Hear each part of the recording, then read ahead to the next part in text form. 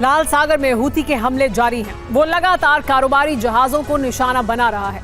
3 दिन में 3 बड़े हमले करके उसने अपने इरादे जाहिर कर दिए हैं। एक दिन पहले ऑयल टैंक पर अटैक किया। अगर अमेरिकी वॉरशिप उसे नाकाम नहीं करता तो लाल सागर धधकने लगता। हूती पर लगाम लगाने के लिए अमेरिका ने एक प्लान तैयार किया है, जिसके तहत सुरक्षा घेरे में सभी जहाजों को उस इलाके से निकाला जाएगा जिससे हूती के मंसूबे को फेल किया जा सके। लेकिन हूती इससे बौखला गया है। उसने भारी तबाही का अल्टीमेटम दे दिया है।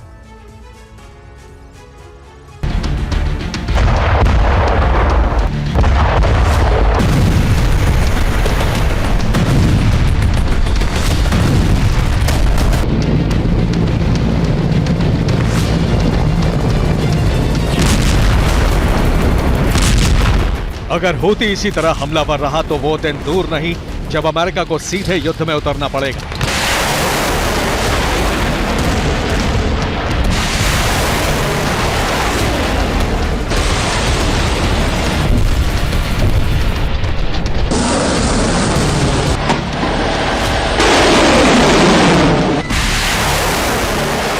जबकि अभी लाल सागर में अमेरिका डिफेंसिव मोड में है। वो सिर्फ लाल सागर से गुजरने वाले जहाजों की सुरक्षा में जुटा है।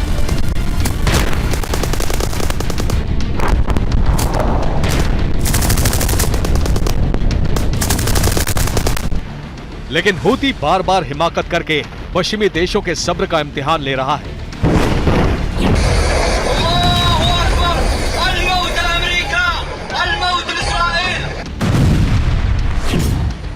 तीन दिन में 3 बार हूती ने जहाजों पर हमले किए।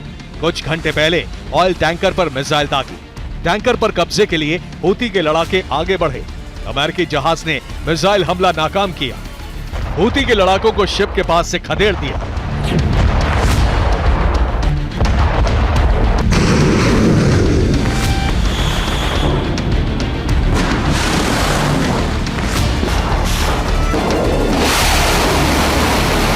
हूती इस नाकामी से बौखला गया और उसने अमेरिकी डिस्ट्रॉयर पर ड्रोन से हमला किया। सीधे तौर पर रेड सी में मौजूद टास्क फोर्स को भी चैलेंज कर दिया कि अब टास्क फोर्स भी निशाने पर है।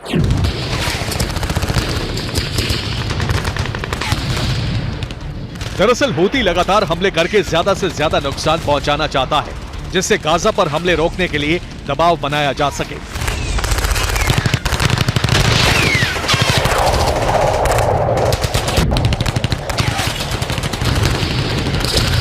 जबकि अमेरिका ने टास्क फोर्स की तैनाती करके हूती के मंसूबे को फेल कर दिया, जिससे हूती और ज्यादा विध्वंसक हमले कर रहा है।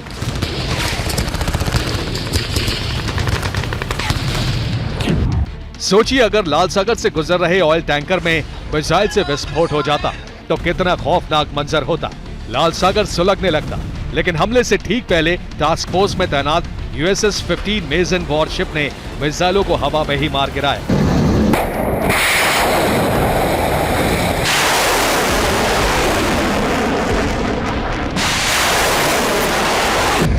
अमेरिका इस बात को जानता है, अगर लाल सागर पर हूती ने पूरी तरह कब्जा कर लिया तो दुनिया में तेल के दाम तेजी से बढ़ सकते हैं। इसकी वजह समझिए।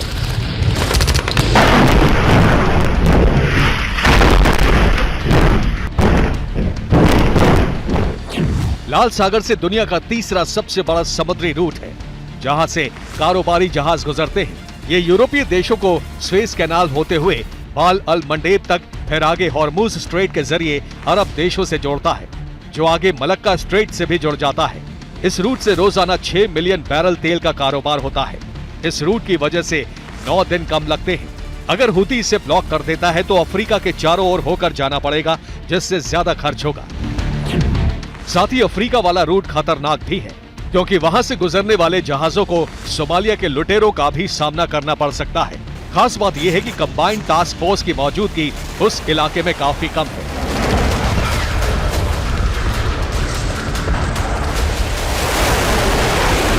ऐसे में रेड सी रूट को कारोबार के लिए काफी इस्तेमाल किया जाता है।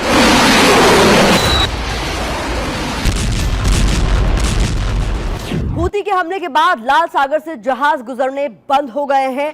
अरब और यूरोपीय देशों के पोर्ट पर माल से लदे हुए जहाज खड़े हैं। सबसे ज्यादा नुकसान अरब देशों को होगा, क्योंकि ऑयल टैंकर इसी रूट से होकर जाते हैं। यानी तेल के दाम बढ़ेंगे और जिसकी वजह से सभी चीजों के दाम बढ़ेंगे। यानी लाल सागर में हूती का कब्जा दुनिया को बड़े आर्थिक संकट में डाल सकता है। यही वजह है लाल सागर में टास्क फोर्स की मदद के लिए कई देश अपने जहाज भेज रहे हैं।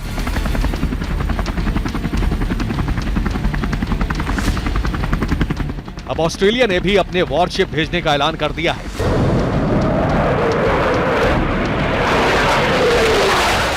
अब टास्क फोर्स में शामिल देशों की संख्या 16 हो चुकी है। इसके अलावा मिडिल ईस्ट के कई देश भी शामिल होकर हूती के मंसूबे को फेल कर सकते हैं। इसलिए अमेरिका लगातार अरब, कतर, बहरीन और दूसरे इस्लामिक मुल्कों से बात कर रहा है कि किसी भी तरीके से बिना युद्ध में उतरे मामले को सुलझाया जा सके।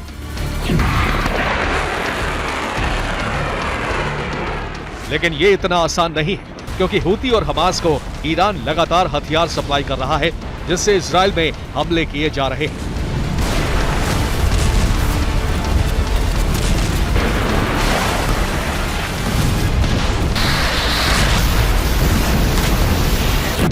यानी लाल सागर में हूती को रोकना है तो पहले गाजा पर हमले रोकने होंगे।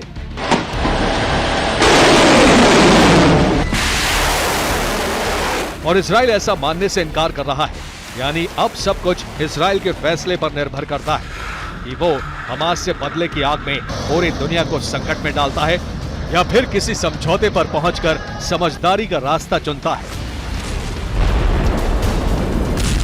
Bureau report, TV9, Bharatvarsh.